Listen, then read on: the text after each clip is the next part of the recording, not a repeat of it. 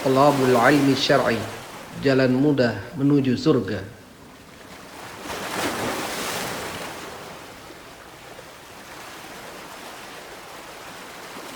Assalamualaikum warahmatullahi wabarakatuh.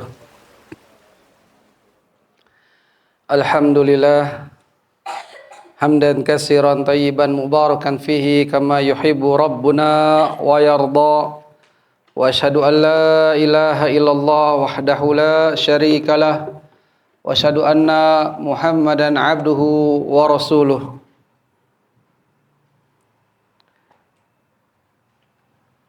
Ayyuhal ikhwah, hari ini hari Ahad dan kita masih berada di bulan Jumadal Ula di tahun 1445 Hijriah yang bertepatan dengan 26 bulan 11 2023 Masehi.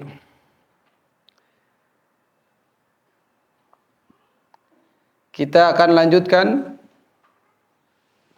kajian fikih Syafi'iyah, fikih Syafi'i dari matan Abi Syuja' lil Imam Al-Alamah Ahmad ibn Al-Husain Al-Asfahani Asy-Syafi'i yang wafat tahun 593 Hijriah, yang lebih terkenal tadi ya sesuai dengan bukunya Abu Syuja', disebut juga Al-Ghayatul wat Taqrib, Al-Ghayah wat Taqrib.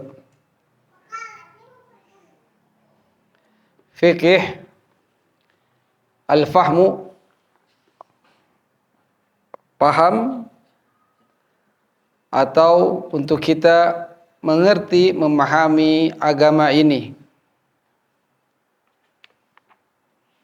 dari segala apa yang Allah Azza wa Jalla bebankan kepada kita mukallaf, orang yang telah dibebankan syariat oleh Allah Tabaraka wa Ta'ala, yang hidup kita tidak bebas tapi dibebani oleh Maha Pencipta. Sudah dikatakan oleh yang Maha Perkasa, yang Maha Pencipta, Ar-Rahman yaqul wa ma khalaqtul jinna wal insa illa liya'budun. Dan tidaklah aku ciptakan jin dan manusia melainkan untuk beribadah kepada aku. Ai liyuwahiduni, untuk mentauhidkan aku. Bagaimana cara mentauhidkannya? Tentu kita terus belajar sampai kita diwafatkan olehnya. Belajar tauhid adalah asas yang paling mendasar sebelum kita mempelajari yang lainnya, termasuk mempelajari fikih, baik itu fikih taharah, masuknya terus ke salat, terus ke bab-bab yang lain daripada mana yang kita akan jumpai dalam kehidupan kita. Dan yang paling banyak adalah ibadah yang ada di dalam arkanul Islam. Setelah syahadatain, dia adalah iqamatus shalah, mendirikan, mendekatkan salat. Dan tidaklah salat itu akan sah kecuali dengan bersuci terlebih dahulu. Di antaranya dengan berwudu. Dan ini asalnya bersuci. Wudu tentunya dengan air. Kalau air tidak ada, entah karena musimnya kering, tidak ada mata air yang mengeluarkan air sedikit pun, kering kerontang, atau dari segala macam keadaan yang di suatu daerah tidak ditemukan air, maka Allah Azza wa Jalla menggantinya, mensyariatkannya dengan bertayamum, yaitu dengan debu yang suci. Kita masuk ke faslun fis siwak. Pembahasan siwak. Siwak adalah suatu perbuatan untuk menggosok apa yang ada di dalam mulut, gigi, lidah. Itu yang di alam mulut, ya. Serta apa yang ada di keduanya, ya. Mulut, ada gigi di dalamnya, ada lidah.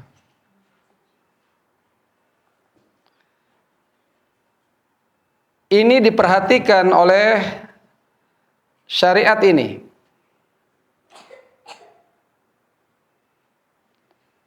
Dibaca dulu matanya. Siapa yang mau baca? Ada? Sudah banyak panitia memberikan kitab bukunya itu. Dikasih, dibagi, apa dibawa lagi atau cuma disimpan? Apa ada yang belum punya? Kalau belum punya, jawab dulu pertanyaan Ana. Siapa yang bisa jawab dengan benar, maka dia mendapatkannya dari Muhsinin. Matan Abu Syuja. Ini dia ulama termasuk mazhab apa? Wah, duluan tuh. Akhwatnya udah duluan. Enggak. Fadhal. Ya, Syafi'i. Jangan khawatir, ada satu lagi. Ya, Matan Abu Syuja, suatu buku yang praktis, yang mudah dipahami oleh pelajar pemula dalam masalah fikih.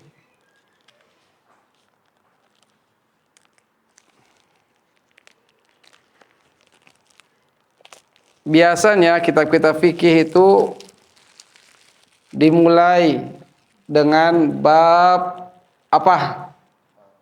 Thaharah. Allah. Naam.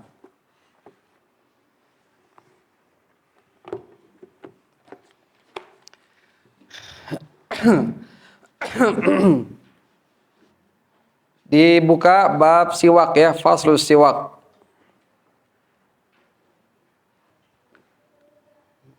Hal wajadta ya Ghilman as-siwak.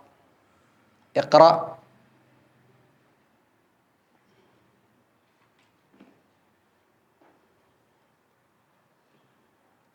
السواك مستحب في كل حال إلا بعد الزوال للصائم وهو في ثلاثة مواضع أشد استحبابا عند تغير الفم من أزم وغيره وعند القيام من النوم وعند القيام إلى الصلاة. Taib. As-siwak mustahab. Siwak itu kegiatan melakukan pembersihan gigi, lidah pun bisa dibersihkan dengan menggunakan alat siwak yang kita sebut dengan miswak. Dan miswak itu bisa dari kayu arak yang paling masyhur, yang paling terkenal. Bisa juga dari kayu zaitun atau batang kurma. Pokoknya suatu batang pohon yang bisa menghasilkan bulu-bulu halus atau akar-akar halusnya di batang tersebut dan tidak menyakitkan mulut, menyakitkan gigi, gusi, lidah dan seterusnya, maka itu bisa digunakan untuk melakukan siwak, aktivitas membersihkan gigi, mulut. Di zaman modern ini tentu banyak yang membuatnya dari gagang yang plastik, ya, dari bulu-bulu sintetis dan selain-lainnya. Dan ingat, kita telah membahas tentang benda-benda najis, karena disinyalir ada sikat gigi dari bulunya si BABI. Ya, disinyalir demikian. Ada sikat gigi dibuat dari bulu babi. Hati-hati. Ya. Maka selalu memastikan untuk kita membeli sikat gigi yang halal. Karena orang kafir enggak tahu benda-benda yang dipakainya, yang digunakannya, mau halal mau haram, sing penting mah laku, laris manis, duit ngumpul. Itulah memang mereka dalam hal mencari uang tidak melihat halal haram. Ya, kalau Yahudi masih melihat. Namun bagi kaum C saja, di luar non Yahudi halalin saja semuanya. Ya, nggak peduli. Babi haram di kalangan Yahudi. Ya. Begitu. Pun riba. Orang Yahudi sesama Yahudi nggak mau melakukannya, tapi di luar selain Yahudi dikenakan saja. Itulah diantara akidah batilah yang dimiliki oleh Yahudi. Jadi siwak itu artinya aktivitas melakukan pembersihan gigi, mulut, ya, yang ada dalam mulut ada gigi, ada lidah, dengan kayu arok. Nah, ini banyak. Biasanya produsennya made in Pakistan.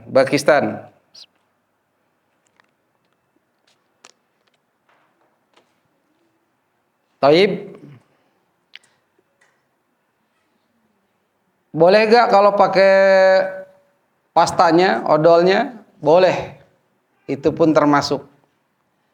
Namun yang para sahabat dan Nabi lakukan adalah dengan kayu arok.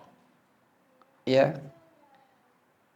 Ini ada hadis dari Aisyah radhiyallahu anha yang mengatakan as-siwaku matharatun lil fam mardatun lirabb.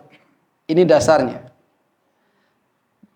Melakukan siwak, bersiwak itu akan membersihkan mulut dan akan mendapatkan ridha Allah Azza wa Jalla.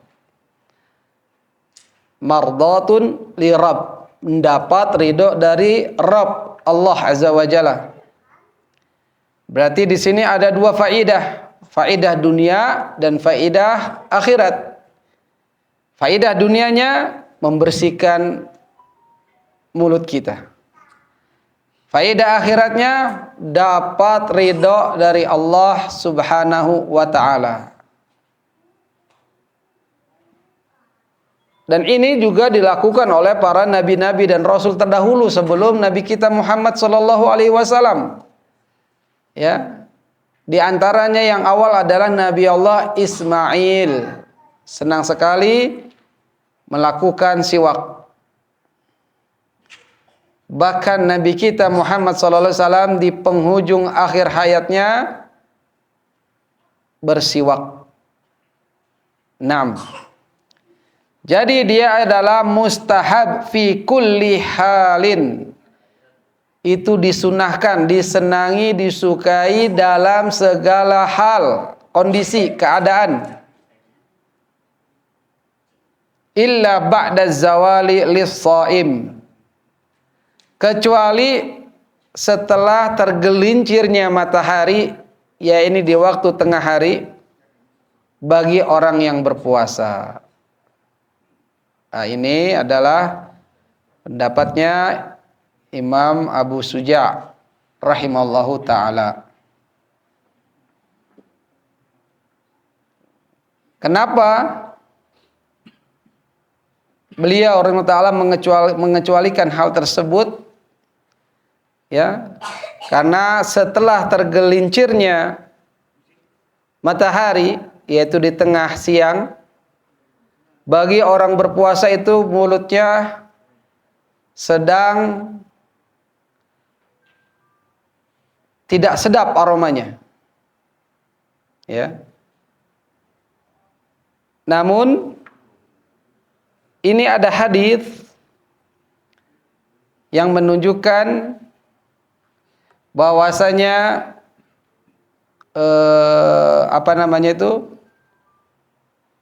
aroma orang yang berpuasa, ya, bau mulut, ya, orang yang berpuasa lebih Allah sukai dibandingkan misk, dibandingkan parfum.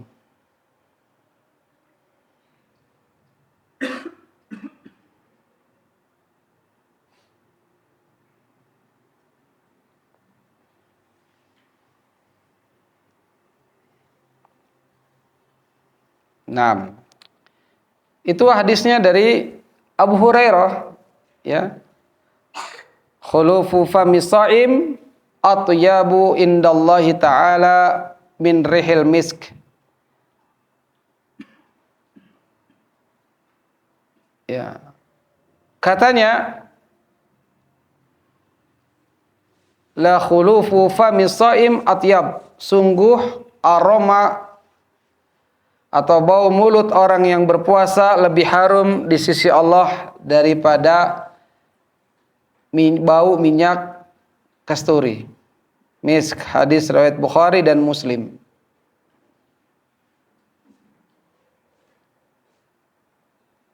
Namun ini adalah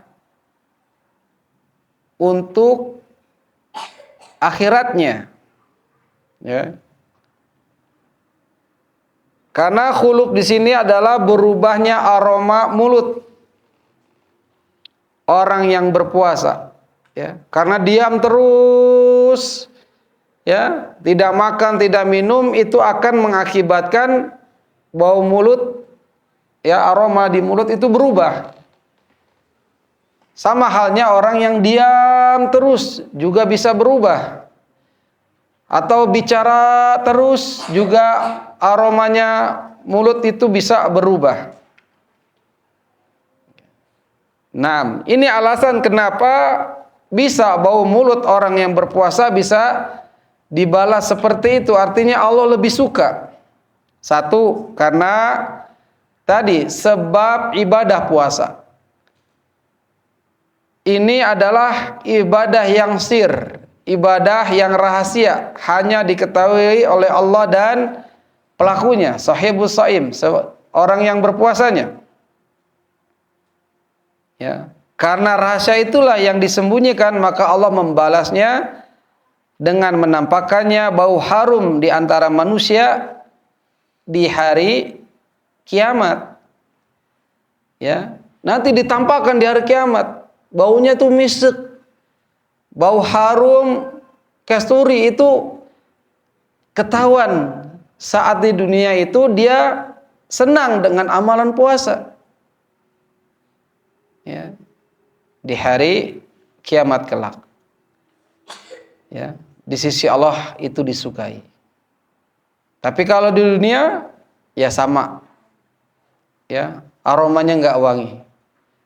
Ya, kita baru ngomong, kecium ya, wah kamu puasa ya, gitu. Padahal nggak puasa, habis makan JKL. Baik.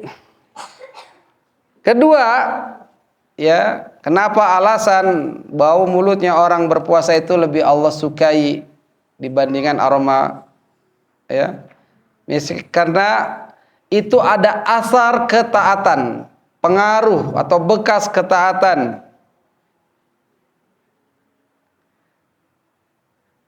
Ya.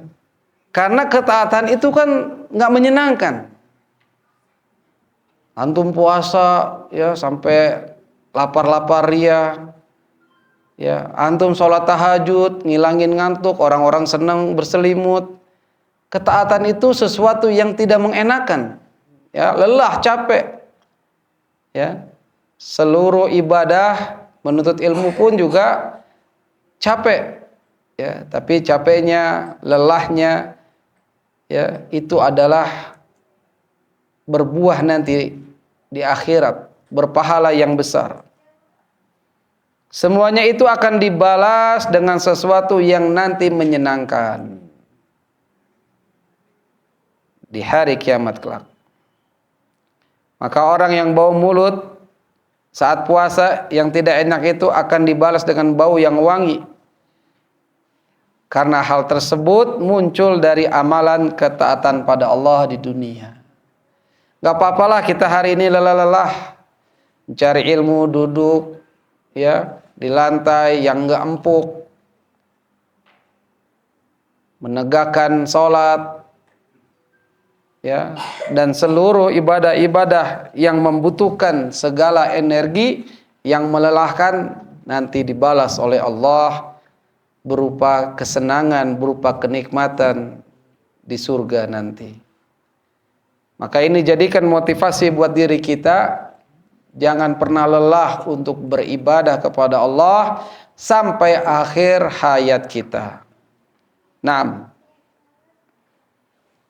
Berkata Ibnu Rajab rahimahullah taala, kullu syai' fi 'urfin nasi fi dunya idzan tasaba ila ta'atih wa ridahu fahuwal kamilu fil haqiqah. Segala sesuatu yang dianggap kurang di dunia menurut pandangan manusia, namun jika itu didapati karena melakukan ketaatan kepada Allah dan juga mencari ridhonya, maka hakikatnya kekurangan tersebut adalah kamil, sempurna. Ya, sempurna di sisi Allah Subhanahu wa taala. Enggak apa-apalah kita puasa bau mulut kita di sisi orang-orang ya merasa enggak enak, kita pun juga merasa enggak nyaman. Tapi itu nanti sempurna di sisi Allah Subhanahu wa taala di akhirat kelak. 6. Jadi pengecualian yang disebutkan oleh Al-Imam Al-Alamah Abu Syuja' rahimahullah taala, illa ba'da zawali lisaim, kecuali setelah tergelincirnya matahari, yakni di tengah hari bagi orang yang berpuasa ya, lantaran ada perubahan aroma mulut. Naam. Wa huwa fi salasati mawadhi'a. Wa huwa kembali kepada siwak, aktivitas pembersihan mulut dan gigi. Ya. Pembersihan mulut, yaitu wa huwa kembali ke aktivitas siwaknya. Itu ada 3 mawadhi', ada 3 tempat. Ini yang disebutkan ya. Padahal dalam hadis-hadis lebih dari 3 ini. Asyaddu istihbaban, yang paling disukai. Ada 3 keadaan, 3 tempat. Disebutkan di sini oleh Abu Syuja' rahimahullah taala, inda taghayyurul fami, tatkala berubahnya mulut, bukan mulut berubah ke sana kemari gitu ya. Tapi min azmin ya. Min di sini adalah bisa juga dikatakan li ta'liliyah ya. Karena azm itu diam lama, karena enggak makan, diam lama banyak atau banyak bicara, itu azm. Ya, sukutut tawil. Antum diam lama dah, walaupun antum enggak puasa, diam, pas ngomong itu pasti mengeluarkan aroma yang kurang sedap. Ya. Saat berubah aroma mulut itu disukai untuk kita bersiwak.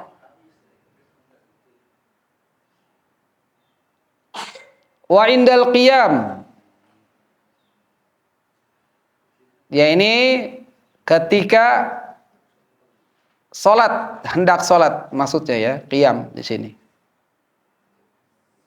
Indal qiyam minan naum, afwan, tatkala bangun dari tidur. Afwan. Karena ada qiyam yang nanti salat setelahnya itu ya. Wa indal qiyami minan naum, tatkala bangun dari tidur. Habis bangun tidur pastilah enggak ada aroma makhluk hidup yang wangi kecuali sedikit dan dengan izin Allah. Ya, bangun aromanya wangi. Wah, Masya Allah. Ini manusia pilihanmu. Merennya. Mungkin ada ya. Allahu a'lam. Ya. Tapi golibnya kebanyakan orang setelah bangun dari tidur nggak ada aromanya yang wangi. Pasti akan mengeluarkan bau yang tidak sedap. Kemudian yang ketiga tempatnya yaitu wa indal qiyami ilas shalah, dan tatkala menegakkan salat.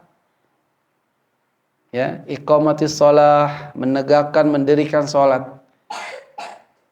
Ya. Pernah anak sampaikan mungkin ya, kamu udah sholat? Sudah. Ya. Tapi apakah kamu sudah menegakkan, sudah mendirikan sholat? Nah, ini pertanyaan yang benar. Kalau sholat ya udah sholat aja. Cuman gerak, baca-baca udah. Tapi masih korupsi, tapi masih mencuri, ya. Niatnya nggak nyuri, ya. Ya ada sendal bagus kepake. Ya, itulah baru mengerjakan sholat. Ahlan wa sahlan nih, orang Bali masyaallah baru datang nih. Fadhal ahlan. Jadi yang tepat adalah iqamatus shalah, menegakkan, mendirikan sholat. Bagaimana caranya? Jiwanya ikut sholat. Ya, pikirannya konsentrasi kepada sholat, bacaan-bacaannya dipahami, ya, begitu. Itu menegakkan sholat. Setelah sholat ada asarnya, ada pengaruhnya, ya, kan orang yang mendirikan sholat itu kan mencegah daripada perbuatan yang keji dan mungkar. Ya, pasti dia nggak akan melakukan perbuatan-perbuatan keji, perbuatan-perbuatan mungkar. Benar sholatnya ini berarti. Ya, kalau seseorang mau benar, mau sukses, dilihat sholatnya. Wah, kalau sholat saya sudah bagus, insya Allah yang lain ikut bagus. Kan ini pertanyaan juga di akhirat nanti. Yang pertama kali Allah tanyakan tentang sholat. Kalau sholatnya baik, insya Allah urusan setelahnya, ya, belakangannya itu insya Allah ikut bagus. Apa maknanya? Tatkala Allah menanyakan amalan pertama kali yang ditanya di akhirat yaitu sholat, maknanya kita perbaiki sholat kita selama kita hidup dengan kesungguhan yang benar-benar sungguh, sehingga sholat punya efek yang mantap buat jiwa dan perbuatan kita. Dan tentunya memang tidak mudah.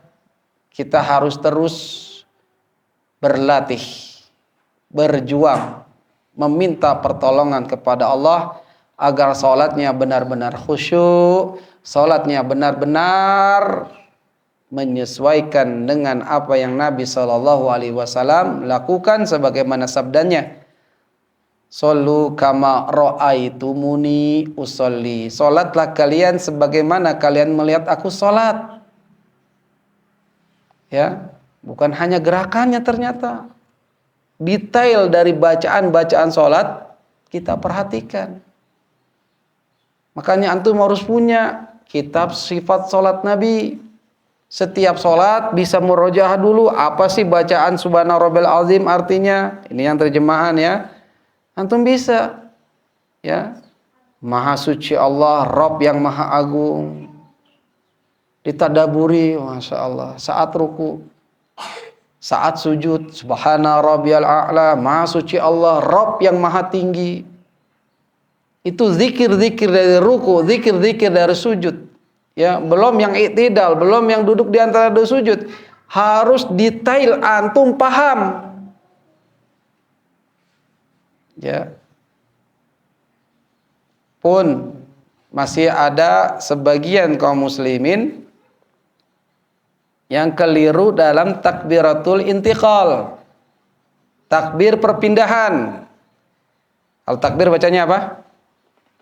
Allahu Akbar. Jangan sampai dia sempurna ruku, dia sempurna sujud, baru takbir intiqal. Itu namanya bukan takbir perpindahan. Itu namanya dia menambahkan lafaz takbir di dalam ruku, di dalam sujud. Sudah ruku sempurna, Allahu Akbar. Atau dia sudah sujud sempurna, Allahu Akbar. Itu kesalahan. Apa zikir dalam ruku, apa zikir dalam sholat sudah ditentukan. Ya, banyak redaksi dalam ruku Subhana Rabbil Azim salah satunya. Dalam sujud Subhana Rabbil A'la. Ya, maka itu jangan menambahkan lafaz takbir tatkala ruku, tatkala sujud sudah sempurna. Sujud 7 anggota badan sudah lengkap, baru dia takbir intiqal. Ini termasuk kesalahan. Ya. Naam. Mumpung lagi ada pembahasan dikit tentang indal qiyamis shalah, indal qiyam ila shalah. Ya, sama tatkala ada yang ditanya, salah satu syekh ditanya tentang kapan makmum membaca Al-Fatihah di salat-salat jahar. Ya, maka ini dikasih tahu oleh syekh ini, ya, bahwasanya imam setelah membaca Al-Fatihah jangan langsung dia membaca surat atau ayat, ya. Dikasih jeda dulu biar kesempatan makmum untuk baca Al-Fatihah. Karena la salata liman lam yaqra bi Fatihatil kitab, ya, tidak sah salat seorang yang tidak membaca Al-Fatihah. Maka si imam ini harus diam dulu. Kasih kesempatan. Ya. Makanya seorang imam harus faqih dalam memahami fikih salatnya. Ya, fikih salat untuk berjamaahnya saja. Berjamaah bukan hanya fikih salat sendirinya. Ya. Ada imam yang tidak bisa Al-Fatihah, amin, langsung baca lagi. Nah, kalau ada yang begitu keadaannya, maka makmum tetap membaca Al-Fatihah tatkala imam membaca surat atau ayat setelah Al-Fatihah. Naam. Taib. Maka siwak ya ikhwah, kalau disebutkan di sini 3 keadaan. Tapi dalam beberapa hadis Nabi SAW sering dinasihati oleh malaikat Jibril untuk dia melakukan siwak. Ya. Jadi siwak ini fungsinya tadi untuk membersihkan gigi dan mulut, ya, agar tidak kelihatan yellow, kuning, tidak ada kotoran yang nyempil-nyempil. Ya, inilah gunanya, ya. Maka kalau ditanya hukumnya, ya sunnah, bukan wajib, ya. Sehingga kalau di sisi fikih maka tidak berdosa seseorang yang tidak melakukan bersiwak. Ya, jadi ini yang disunahkan dengan kayu arok. Ya, nggak mungkin kita bawa sikat gigi tuh, ya. Yang dilipat juga mungkin ada, ya. Tapi bahkan beda itu, beda. Tidak ada aromanya kalau yang sikat gigi modern. Tapi kalau yang ini ada aroma khasnya, ya. Ada aroma khasnya. Dalam Taudhil Ahkam, Syekh Abdullah Al-Basam rahimahullah taala, ya, mengatakan hukumnya adalah sunnah muakkadah. Wah, ditekankan ini. Siapa saja yang mengklaim adalah ahlus sunnah, buktikan merahmu. Buktikan kamu ahlus sunnah. Ya. Ini karena Syekh Al-Basam rahimahullah taala menekankan sekali pemakaian ini. Karena ada tadi hadis Aisyah itu. Matharatun lil fami, ini buat dunia. Ya, mardatun lirabb, dapat ridho dari Allah. Di akhirat kelak lebih-lebih. Ya. Karena pahalanya ini mendekati perkara-perkara yang hukumnya wajib. 6. Tatkala Nabi mau wudu, ya, mau berwudu, Nabi menggunakannya. Laula an asuqa ala ummati la amartuhum bisiwaki inda kulli wudu. Sekiranya tidak memberatkan, ya, atas umatku, la amartuhum, niscaya benar aku perintahkan mereka bersiwak ma'al wudu atau bikuli ma'akuli wudu, bersamaan saat wudu. Ya, kapan? Saat kumur-kumur. Saat kumur-kumur, ya, dijelaskan juga oleh Syekh Shalih Al Fauzan dalam kitab fikih mulakhosnya, ya. Mulakhos al-fiqih. Setiap mau berwudu, ya. Kemudian sunnah yang ditekankan ketika mau sholat, ya, udah mau sholat kan, mau takbiratul ihram, Nabi sabdakan, laula an asyqa ala ummati au ala nasi la amartuhum bisiwaki ma'a kulli shalah. Yang tadi ma'a kulli wudu, sekarang ma'a kulli shalah. Ya. Sekiranya tidak memberatkan manusia, memberatkan umatku, niscaya aku perintahkan mereka untuk bersiwak setiap mau melakukan sholat. Ya. 2 tuh, udah wudu, sholat. Kemudian hukumnya pun sunnah muakkadah orang yang mau tilawah Quran, baik dengan bacaan mushaf atau dia berdasarkan hifz, hafalan di dalam dadanya, disunahkan. Dari Ali radhiyallahu an, qal amarna bisiwak, kami diperintahkan bersiwak. Wa qala, dan dia berkata, innal abda idza qama yusolli atahul malak, sesungguhnya seorang hamba bila mana dia hendak mendirikan salat, ya, atahul malak, datanglah kepadanya, apa kalau malak itu kan satu, ya, satu malaikat, bukan seorang malaikat, ya. Ya, pokoknya satu malaikat datang. Faqala khalfahu, faqama khalfahu, maka dia berada di belakangnya, di belakang orang yang sholat. Yastami'ul Qur'ana, dia akan mendengarkan bacaan Al-Quran. Wayatnu, dan dia mendekat, ya. Dia mendekat kepadanya. Sudah mulai baca Al-Quran, malaikat dekat.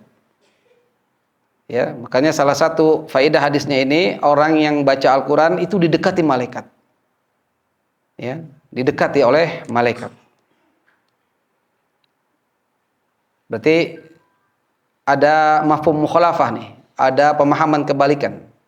Kalau malaikat dekat tatkala orang baca Quran, berarti yang jauh siapa? Setannya. Setan yang jauh pasti, nggak senang dia. Ya. Apalagi kalau ada orang yang bilang berisik, nah itu setan tuh yang ngomong. Ya, tapi memang harus ada tempatnya membaca Al-Quran itu. Jangan ada sebelahnya lagi sholat, dia baca Quran kencang-kencang, yang sholat terganggu. Sama-sama ingin bermunajat kepada Allah, maka dalam hadis dikatakan, ya, kalau nggak salah Abu Bakar Siddiq, ya, waktu itu, ya, pelankan, jangan mengganggu tetangga. Ya, sama halnya masjid-masjid nyetel murotal kencang-kencang. Ya, ini juga harus ada adabnya. Jangan sampai tetangga terganggu, ya. Begitu. Apalagi mungkin ada kafir yang telah dikasih suaka oleh negara kita, ya, dilindungi, ya, mendengar ini juga nggak suka kan, maka nggak boleh, ya. Karena nggak ada syariat juga untuk nyetel murotal di masjid-masjid kalau menjelang sholat misalnya, nggak ada. Ya, syariat untuk memanggil sholat sudah ditentukan, yaitu apa? Adzan. Ya, ya. Nah, jadi perlu diperhatikan juga. Namun kita kembali ke hadis Ali bin Abi Thalib ini. Jadi malaikat tatkala mendengarkan orang yang sholat membaca Al-Quran, dia mendekat. Fala yazalu yastami'u, ya, sampai-sampai dia itu, ya, malaikatnya tidak berhenti untuk mendengarkan bacaan Al-Qur'annya. Wa yatnu, dekat lagi, hatta yadu'a fahu, sampai dia meletakkan mulutnya, ya, mulut malaikat, ala fihi, ya, di atas bacaan, ke dalam bacaannya si orang yang baca Al-Quran lagi sholat tadi. Fala yaqra ayah, tidaklah dibaca satu ayat, illa kanat fi jawfil malak, kecuali ayat itu masuk ke dalam rongganya malaikat, ya, sampai ke dalam perutnya, ya. Jauf, rongga, ya, rongga itu kan dari, kalau kita mangap itu rongga sampai tenggorokan terus sampai ke dalam perut, itu namanya rongga, ya, masuk tuh setiap ayat. Ya,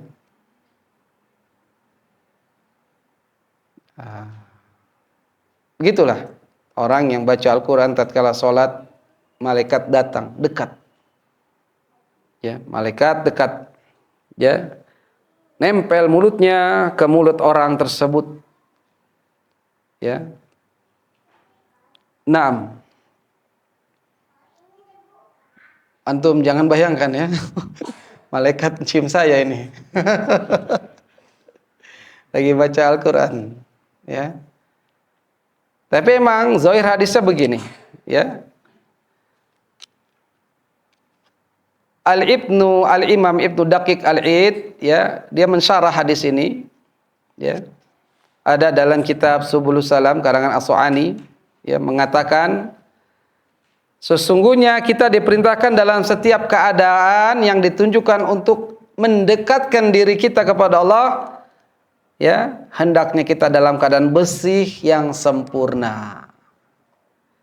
Ya, dalam rangka apa? Karena kita memuliakan ibadah, wudu ibadah, salat ibadah, baca Al-Quran ibadah. Semuanya harus dandan dulu. Kayak antum, ya, munazor, pasti rapi-rapi dulu nih kan. Wangi gak mulut, pakai disemprotan dulu kan kadang-kadang, biar jangan sampai nazar ta'aruf, aromanya nggak jadi dah tuh, ya, yang tadinya mau nikah nggak jadi, aromanya kurang sedap. Pasti semuanya diperlakukan dengan baik tatkala seseorang ingin punya event-event yang spesial, maka jadikan event-event spesial itu adalah ibadah-ibadah yang kita lakukan, ya, jangan sembarangan. Wudu ini event yang spesial, ibadah kepada Allah, sholat, baca Quran, ya. Maka inilah yang ditekankan untuk kita bersiwak. Nah, kemudian dikatakan juga, dikaitkan dengan adanya malaikat yang dia menempelkan mulutnya ke mulut orang yang membaca Al-Quran dan akan menyakiti malaikat dengan bau nafas yang tidak enak, ya. Oleh karena itu disunahkan untuk bersiwak. Allahu a'lam. Saat wudu, saat sholat, saat mau baca Al-Quran, bersiwak. Kemudian hukumnya sunnah muakkadah, sunnah yang ditekankan ketika masuk ke rumah, dan ini berdasarkan sabda Nabi SAW dari Miqdam bin Suraih dari ayahnya. Sa'altu Aisyata qultu bi ayyi syai'in kana yabda an-nabi sallallahu alaihi wasallam idza dakhala baitahu, ya, qalat bisiwaki. Jadi ini sahabat Miqdam bin Suraih yang dari ayahnya bertanya kepada Aisyah, dengan hal apa yang Nabi sallallahu alaihi wasallam kalau masuk ke rumah. Aisyah sebagai istrinya, ya, dan juga mungkin istri-istri yang lain yang tidak disebutkan, ini adalah hadisnya Aisyah, Jadi Nabi SAW kalau masuk rumah selalu siwakan dulu. Berarti kemana-mana Nabi ini bawa siwak. Mau masuk rumah, ya, habis pulang kantor, pulang kerja kan, ya, habis dari mana lah pokoknya gitu, dia siwakan dulu. Siwakan, sudah rapi, siap masuk rumah. Ya, assalamualaikum. Ya, dijawab sama istrinya, waalaikumsalam. Siapa? Kekasihmu.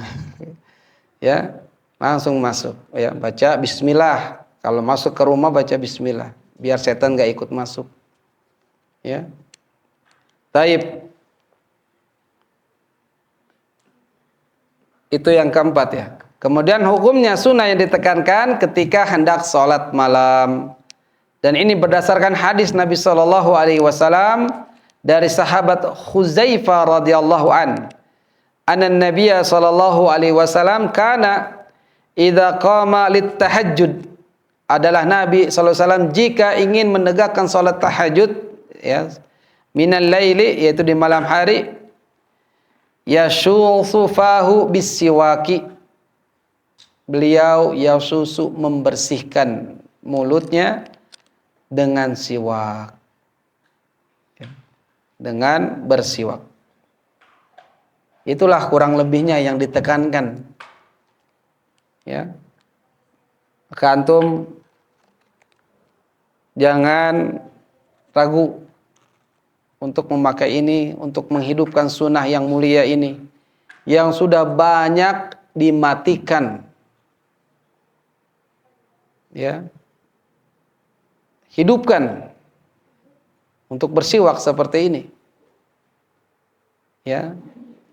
Kita kan sudah mengklaim kita ini ahlus sunnah, kita itu manhaj salaf, manhaj metode beragamanya orang-orang terdahulu dari kalangan sahabat tabi'in dan tabi'ut tabi'in, ya, dilakukan. Siapa yang menghidupkan sunnah yang banyak orang telah matikan, ini pahalanya luar biasa. Taib, ya, naam. Bersiwak. Taib, sampai sini hal min soal, ada pertanyaan? Belum kita lanjutkan ke pasal berikutnya, yaitu tentang wudu. Ya, silakan Bapak. Cara menggunakan siwak, apakah perlu pakai air, kumur, atau tidak? Iya. Iya, kaifiyah untuk bersiwak. Ulama berbeda pendapat. Pertama, pendapatnya megangnya dengan tangan apa? Ya, tangan kanan atau tangan kiri. Ya. Ada hadis-hadis Nabi yang menunjukkan bahwasanya Nabi Shallallahu Alaihi Wasallam senang melakukan kebaikan dengan dengan kanan, mendahulukan kanan. Mau nyisir Nabi kanan dulu, ya kan, belah tengah tuh rambutnya. Mau pakai sendal Nabi kanan dulu, mau masukkan kamisnya dia kanan dulu, ya.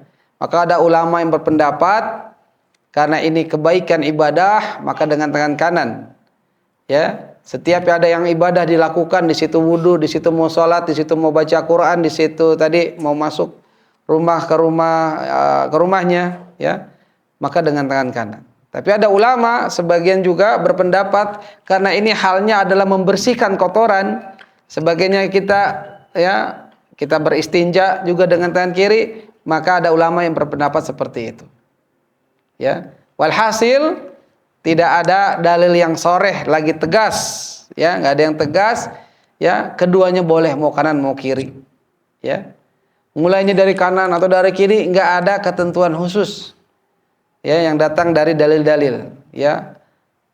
Intinya untuk membersihkan mulut, ya, gigi, ya, itu dari mana saja, mau tangan kanan mau tangan kiri terserah, ya, tidak ada dalil tegas yang menunjukkan hal keutamaannya, ya. Allahu a'lam bishawab, ya.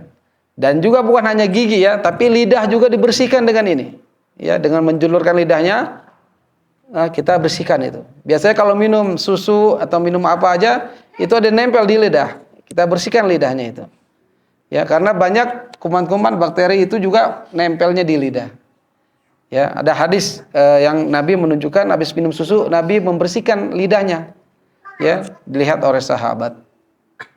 Allahu a'lam bishawab. Iya. Kalau pakai air atau tidak, itu juga tidak ada ketentuan khusus. Ya, mau dibasahin dulu apa enggak, apa pakai odol apa enggak. Tapi enggak pakai odol. Ya. Ya, enggak ada, pokoknya yang penting bersih ya. Di sini kan yang penting digigit ya. Digigit, keluar bulu-bulunya gitu kan. Ya, sama halnya lagi Nabi mau wafat itu Aisyah yang membuat bulu-bulunya itu ya. Digigit-gigit ada keluar bulunya itu, akar-akar lembutnya itu baru dikasihkan ke Nabi. Nabi bersiwak. Taib, Bapak dapat hadiah ini. Ya, jazakallah khairan. 6. Ya, taib bersiwak enggak ada ketentuan khususnya ya. Mau tangan kanan, mau tangan kiri, ya walaupun ada ulama berbeda pendapat dalam hal itu, tapi enggak ada dalil yang sharih. Allahu a'lam bissawab. 6.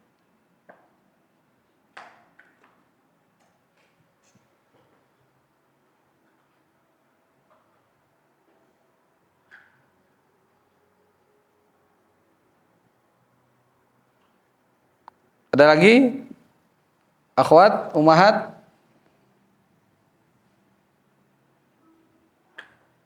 Ya, tentunya ummahat jadi senang ya. Para istri senang kalau suaminya menghidupkan sunnah ini ya, tatkala mau masuk ke rumah bersiwak dulu. Ya. Sama-sama senang insyaallah taala. 6. Kalau nggak ada pertanyaan lagi tentang siwak, ya, aktivitas atau pekerjaan untuk membersihkan mulut, ya, gigi ataupun lisan, lidah yang ada di dalam mulut tersebut, ya, karena siwak matharatun lil fam dan mardatun lirrabb, membersihkan mulut dan dapat ridho dari Allah Azza wa Jalla. Kemudian faslun fi furudil wudu'i wa sunanihi. Ya, kita masuk ke fasal atau bab dalam furud. Furud jamak dari fardun. Wajib-wajib, ya. Wajib-wajib wudu dan sunan. Sunan jamak dari sunnah, sunnah-sunnahnya. Ya, kalau wajib berarti jangan sampai ada yang terlewat, ya. Ya, kalau sunnah ada yang terlewat tidak mengapa, ya, tetap sah wudu seseorang. Naam.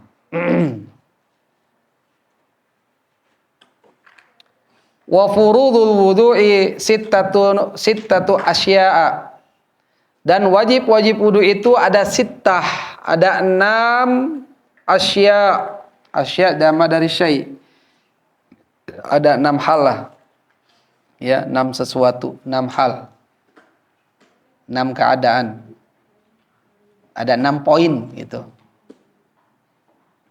Disebutkan oleh Abu Suja rahimallahu taala, an-niyatu inda ghuslil wajhi. Berniat tatkala membasuh wajah. 1 yaitu ya. Wa ghuslul wajhi. 2, membasuh wajah setelah niat.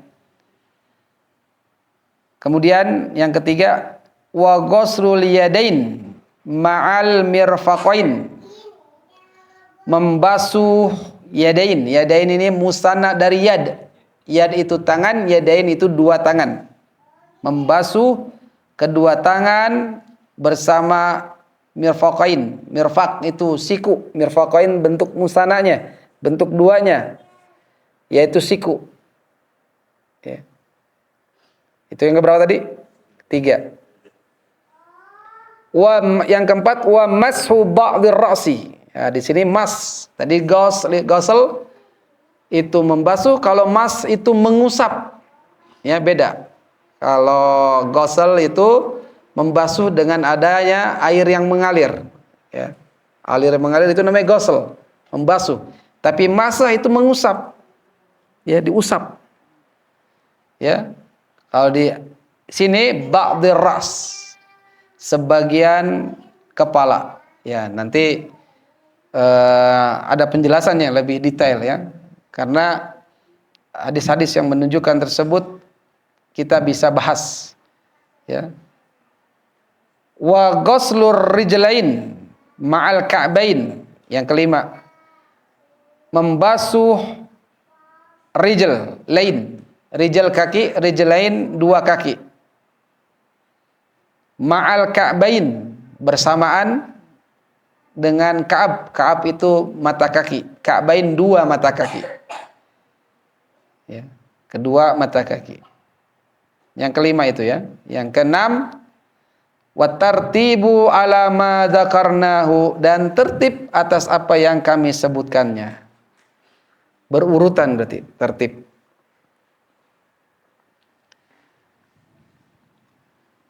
Tentu dalilnya ma'ruf, yaitu di surat Al-Maidah ayat 6. Allah firmankan, ya ayyuhalladzina amanu idza qumtum ila shalah.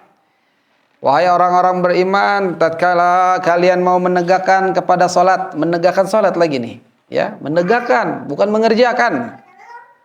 Ya. Bukan ada ussalah. Ada itu bahasa Arab artinya melaksanakan atau mengerjakan. Tapi ini iqamatus shalah, kuntum, menegakkan. Sekali lagi menegakkan. Benar-benar ditegakkan. Ya. Antum bikin rumah, menegakkan tiang-tiangnya asal-asalan apa tidak? Tentu tidak asal-asalan. Ya. Benar gak tiangnya nih, kokoh gak? Kalau tiangnya kokoh, pasti akan kokoh bangunannya. Gak asal-asalan. Nah itu, sholat juga jangan asal-asalan menegakkannya. Benar-benar. Ya. Idza qumtum ila shalah, kalau kalian menegakkan sholat, disuruh ngapain sama Allah? Karena itu, maka itu faghsilu wujuhakum. Ya, ghasala yaghsilu. Ya. Basuhlah wajah-wajah kalian. Basuh wajah kalian. Satu kan? Wa aydiyakum. Kemudian kedua, tangan kalian ilal marafiq, sampai kepada siku. Ya. Mirfaq, mirfaqain, marafiq. Mirfaq satu, ya. Mirfaqain dua siku, marafiq siku-siku. Nah itulah siku ya, sampai siku nih, siku. Wamsahu biru'usikum. Tiga, masah, mengusap kepala Anda. Ya, ru'us, ra'sun. Ya, jamak dari ra'sun. Ra'sun kepala, ru'us kepala-kepala. Kepala kalian. Ya. Wa arjulakum, dan kaki kalian. Ya. Wawunya ini masuk kepada fagsilu tadi, gosala. Ya, bukan mengusap, membasuh kalau kaki. Ilal ka'bain tadi, wa arjulakum ilal ka'bain, kaki sampai kedua mata kaki. Nah, itu yang wajib, ya, yang disebutkan ini dalilnya dari surat Al-Maidah.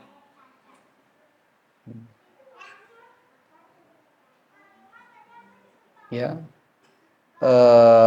Membasuh wajah, membasuh kedua tangan sampai siku, mengusap kepala, membasuh kedua kaki sampai kedua mata kaki. Ya. Kalau niat itu dari hadis. Ya, dari hadis. Innamal a'malu binniyat. Wa innamal likulli imri'in ma nawa, yaitu niat. Ya. Yang tidak disebutkan dalam Al-Qur'an, di hadis, segala sesuatu harus dengan niat. Maka wudu perlu niat. Ini wudunya untuk apa nih? Ya. Untuk sholat. Untuk dia mau megang mushaf sekalian membacanya. Atau wudunya niatnya untuk mau tidur, kan ada sunnahnya. Atau wudunya mau nambah ronde kedua sama istrinya. Disunahkan itu. Seorang suami istri yang jima ya harus memperhatikan pasangannya. Ya, jangan sampai pasangannya tidak merasa puas. Ya. Kalau salah satunya yang sudah itu duluan, ya, maka kalau satunya belum, maka disunahkan berwudu biar seger lagi. Ya, itu sunnahnya. Ya, sangat perhatian Islam terhadap masalah begituan saja, sangat diperhatikan. Ya. Jadi niatnya ini wudunya wudu apa ini? Gitu. Ya. Kan ada juga wudu yang dia mau menjaga dirinya ya untuk tetap suci. Untuk tetap suci. Seperti siapa? Bilal. Ya, nggak dalam keadaan hadas dia. Pokoknya ada hadas sedikit dia wudu salat 2 rakaat. Terjaga terus. Ya, terjaga bahkan setiap salat sekali wudu. Ada yang begitu, maghrib ke isya misalnya nggak wudu lagi ya terus. Ya, ada yang sampai subuh kalau nggak tidur ya. Kalau tidur pasti batal wudunya. Ya, atau yang sholat subuh, wudu subuh, zuhurnya itu wudunya wudu subuh. Ada yang begitu dan seterusnya. Jaga wudu. Atau dia sekali batal dia wudu lagi, dia sholat sunnah wudu.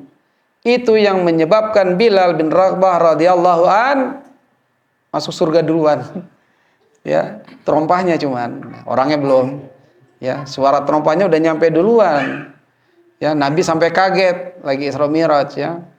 Ya, Masya Allah, orangnya pun masih hidup. Tapi suara terompahnya sudah nyampe duluan. Ini ajib itu kan. Sampai Nabi berpikir ya, pas turun dari Isra Mi'raj itu, nanya ke Bilal, apa sih amalannya? Ya itu tadi. Ya, dia selalu menjaga wudu ya, menjaga hadasnya tidak dalam keadaan hadas, dia langsung wudu sholat 2 rakaat. Masya Allah. Ya. Ada gak diantara kita begitu ya? Baru wudu saat kentut dikit-dikit.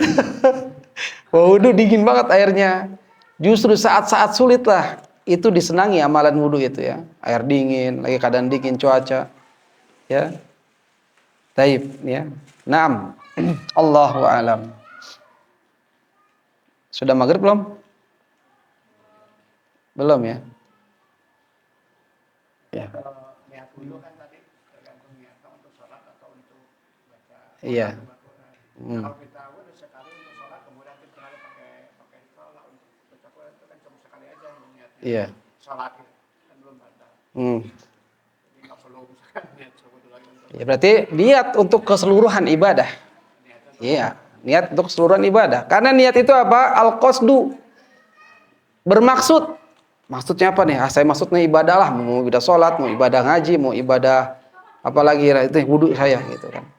Tapi saat mau sholat nih kan, ya berarti kan niatnya mau wudu kan, atau udah ibadah kepada Allah, ibadah maghdoh, ya, yang semua itu include, dia baca Quran, dia megang mushaf dan seterusnya, itu boleh demikian, ya, karena an-niyah itu ada al-qasdu, bermaksud, berkeinginan.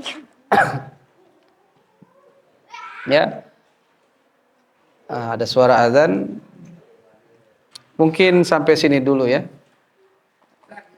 Oh, Saya kurang jelas mengenai Al-Fatihah.